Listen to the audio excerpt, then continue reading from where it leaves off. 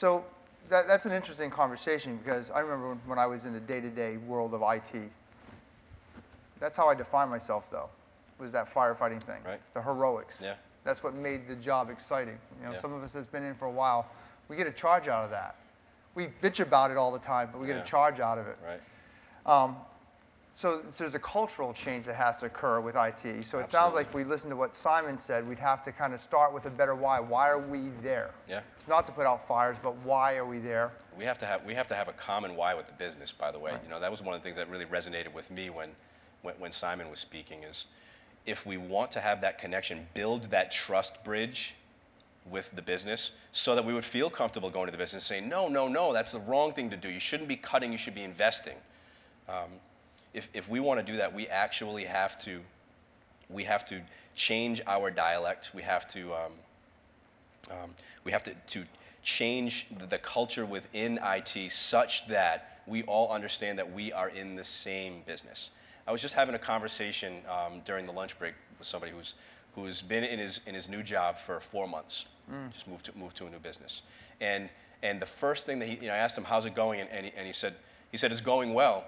He said, but I didn't realize how trusted I was at my previous employer until I came here, and now I'm the new guy.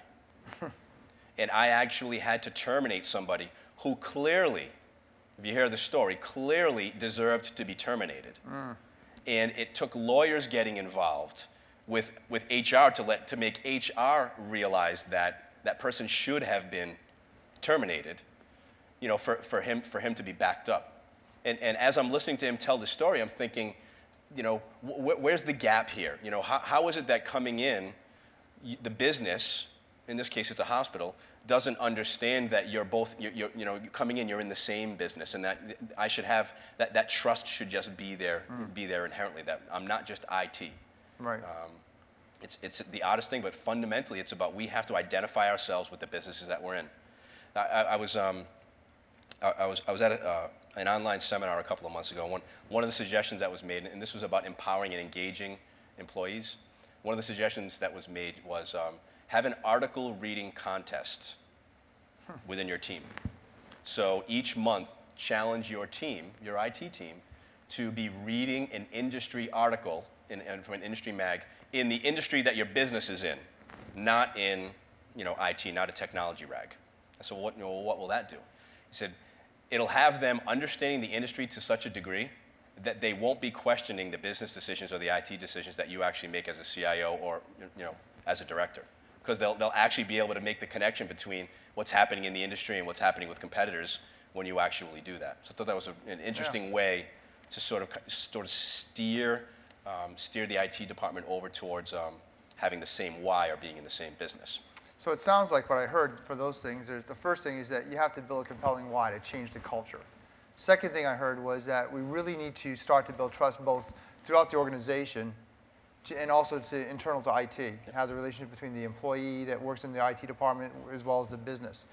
Do you think everyone can make a transformation to be more fused in the organization in IT? I really think you can. You think you can? I've met some really geeky, never going to change IT guys in my life, and we all know one of them out there someplace, right? Yeah, I think that I don't know that I think that they're not long for the world.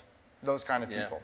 I really think that if you look at the Rhode Island Tech Collective did a study 2 years ago. Yeah, 3 years ago. Yeah, it was 3 years ago. Yeah.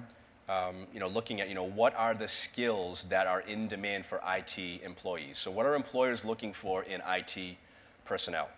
And none of those skills were technical skills. They were all soft skills. Can they write? Can they communicate? Do they have any business background at all? Those kinds of things. So business and IT. Now, by the way, I'm saying make shift happen here, that you want to be the ones that are initiating this, make shift happen. If you don't, the business is going to make that shift happen. Sooner or later, the business is going to demand that these things come together because or will almost be antiquated. I'll say one thing that may be rather controversial. If the business could get business done by going around IT and going straight to, say, the cloud, they would do it. They don't care about IT per se.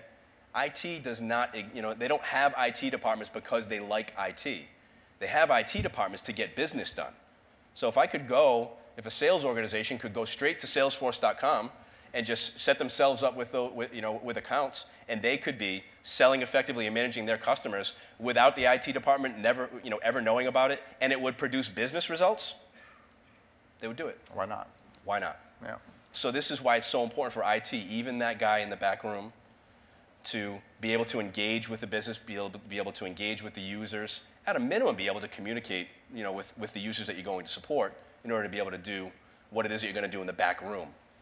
Simon said it well, none of the technology exists without somebody leveraging it to get something done, right? Technology is really a people